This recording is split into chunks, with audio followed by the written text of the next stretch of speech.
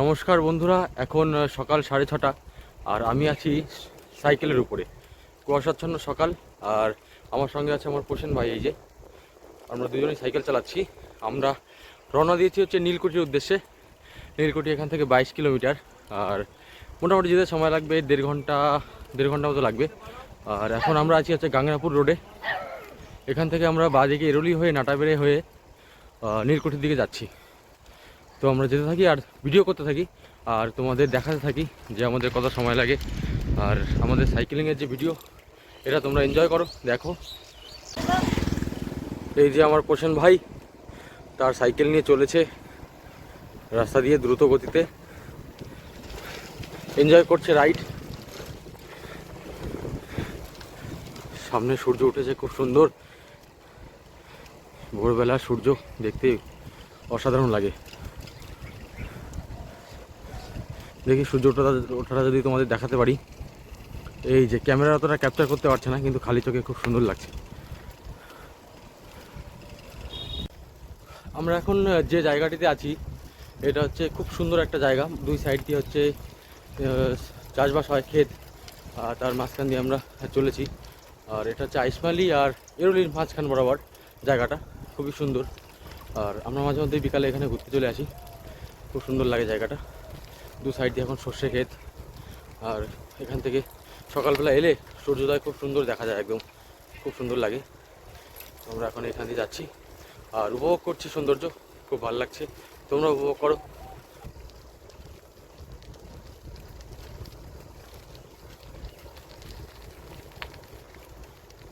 জমিদার বাড়ি আছে, আর এই পাশ দিয়ে সেই মন্দিরগুলো।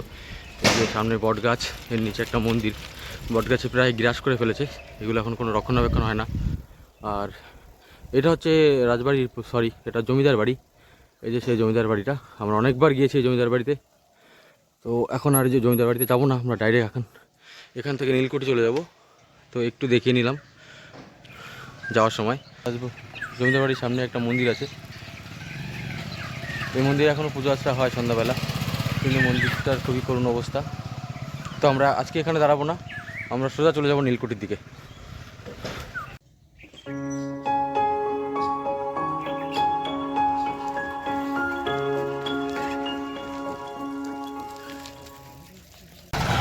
আমরা এখন আছি নাটাবেড়ে বাজারে, আর এখান থেকে নীলকুঠি বেশি দূর নয়, ওই 4-5 কিলোমিটার হবে। আর সকালবেলায় যে সব চাষিরা তাদের মাঠ থেকে সবজি নিয়ে আসছে, এই নাটাবেড়ে বাজার। আর এখান থেকে আমরা বাঁ দিকে যেয়ে ঢুকে যাব নীলকুঠির দিকে। এই যে ডান দিকে রাস্তাটা দিয়ে আমরা চলে যাব।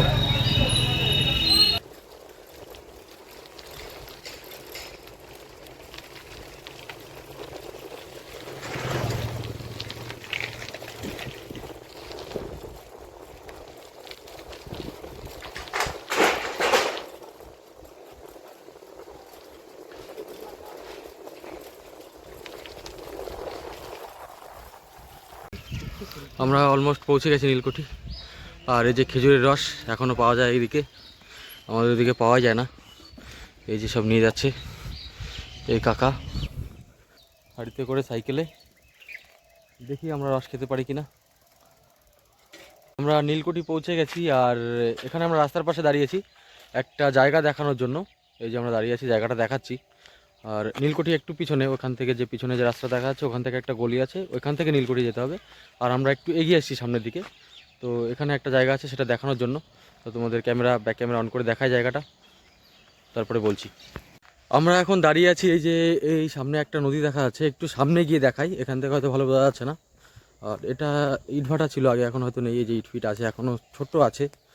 আর এই যে সামনে যে এই যে দেখা যাচ্ছে কচুরিপানায় ভর্তি নদীটা, এটা হচ্ছে গিয়ে ইছামতি।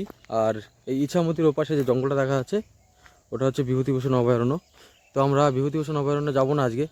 আর ওপারে বিভূতিভূষণ অভয়ারণ্য, আর এই পাশে হচ্ছে নীলকুঠি। আমরা যাব নীলকুঠিতে। তা তোমাদের একটু দেখাতে এলাম যে বিভূতিভূষণ অভয়ারণ্যটা একটু দেখাতে এলাম। এই নদীর ওপাশে বিভূতিভূষণ অভয়ারণ্য, আর এই পাশে হচ্ছে নীলকুঠি। আমরা এখন নীলকুঠিতে যাব। আর ওপাশে যেতে গেলে নৌকায় করেও যাওয়া যায়, আবার অনেকটা ঘুরে আসলে ওদিক সামনে থেকে ব্রিজ আছে, ব্রিজ থেকেও আসা যায়, সব দিক দিয়ে যাওয়া যাবে।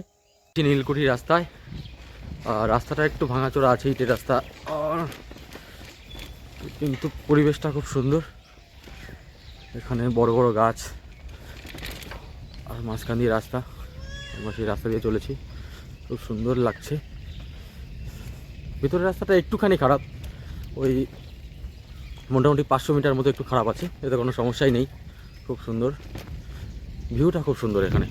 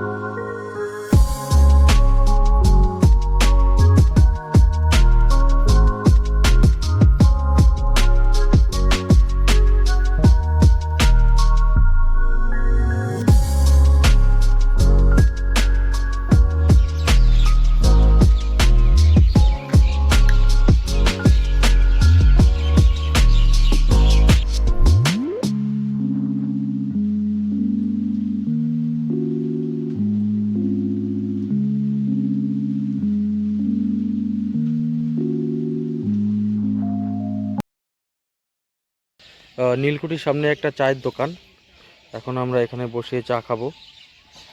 এই যে সামনেই নদী, নদীর পাশে চায়ের দোকানটা, খুব সুন্দর ভিউ। ভাই কি চা খাবি? লিকার হবে তো? দুটো লিকার দিন, চিনি একটু কম হবে। হ্যাঁ, আদা দিয়ে চিনি একটু কম হবে। বন্ধুরা, আমাদের নীলকুঠি ঘোরা কমপ্লিট হয়ে গেছে। এখানে নীলকুঠি ঘুরলাম, আশেপাশে নদীর পাড়ে, বেশ সুন্দর সময় কাটালাম আমরা। আর এখন বাজে কটা বাজে ভাই দেখতো? এখন আমরা রওনা দেবো হচ্ছে বাড়ির দিকে। আর 8টা, সাড়ে 8টা, 8টা 36 বাজে ভাই বললো। তো এখন আমরা রওনা দেবো, বেশি সময় লাগবে না, আমাদের আসার সময় 1.5 ঘন্টা লেগেছিলো। 1.5 ঘন্টা, হ্যাঁ 1.5 ঘন্টা বা ওর থেকে একটু কম লেগেছিলো। তো আশা করি যাওয়ার সময় ওইটুকু সময় লাগবে। তো বন্ধুরা, আজকের ভিডিও এখানে শেষ করছি, আর পরবর্তীতে নেক্সট কোনো ভিডিও নিয়ে তোমাদের সামনে আবার হাজির হব। তো আজকের ভিডিও এখানেই শেষ করছি।